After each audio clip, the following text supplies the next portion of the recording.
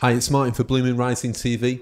We're here with the fans' final say, and with Rob Pollard, freelance journalist for Manchester City, Mike Burnett and Adam, both lifelong Blues. Yesterday, Manchester City recorded 5-0 victory against Newcastle. Stunning performance. The first question I want to open out is Yaya's return. Is he irreplaceable? Can we ever play like that without him?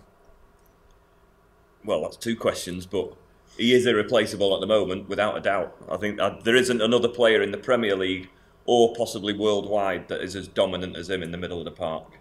We can play like that without him. We proved it second half at Stoke. But I think currently he makes us tick, he makes us gel, and he allows other people to express themselves. Is he the only force behind that? Obviously, it's 1 win in 5 without him.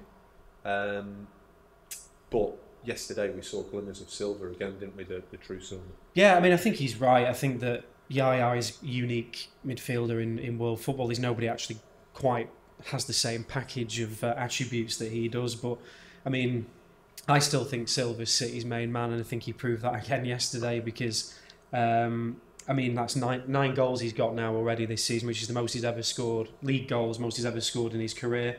And if there's been one criticism of Silva in recent times, it's been that maybe he doesn't score enough, and he seems to be addressing that now.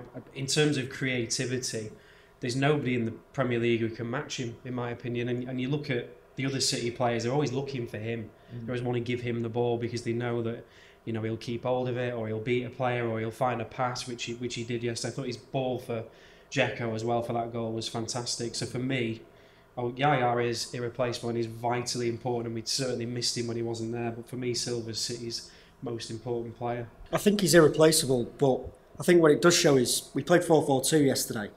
We can't play 4-4-2 without Yaya Toure. If you play Fernando and Fernandinho in the middle, not Yaya Toure, one of them tries taking on the Toure role.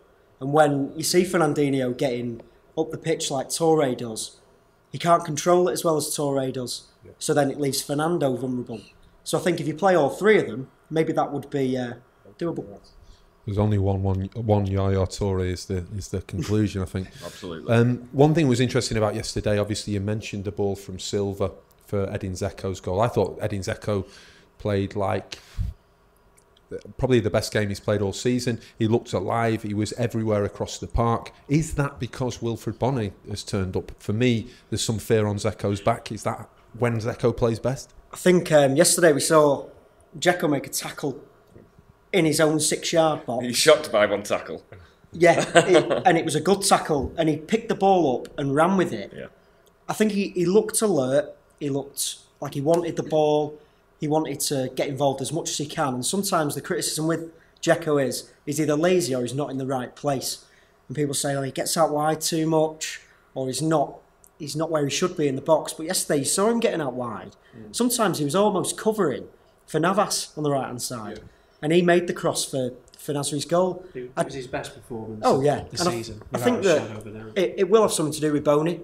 I think it was a big call by Pellegrini putting Dzeko in, starting yesterday, and leaving Bony on the bench. It's almost as if to say, right, Edin, if you don't perform today, look who's behind you. I don't think he could have put Bony in straight away. I think it would have been disrespectful to Dzeko from what he's done for us as a club to say, you're out straight away, Bonny's here. I think he's got to earn the right to play. It was good for him. That's spot on, and he did that last season when Negredo came in, because I think there was a feeling amongst the fans Negredo should be going straight into the side, and Pellegrini gave Dzeko 3 or 4 games, and then made Negredo earn the shirt, which of course he did, and then he kept hold of it, and that was just a good piece of man management, and I think yesterday was exactly the same. I think it's brilliant that Bonny's there though to give them that hunger. If they don't perform, they're out, and what a player to come in. Just to ask, to sum it up in terms of yesterday, so it was a pivotal day. 1-1 Chelsea-Burnley, and then City go to 5-0, so that there's 4 goals between them now. Do you think that City have got the attributes now to go forward and win it again? Do you feel that 5 is a lot still? It's 3 goals now. There's a 3-goal swing, so we've pretty much wiped out what was becoming a bit of a goal deficit, if you like. So that was important. It was important to get a big win. Whether we can win it or not, I don't know. I mean, City, obviously, the 2 times we've won it in recent times, we've come from behind. So the players are used to it. But this Chelsea team is better than the 2 other teams that City had to beat.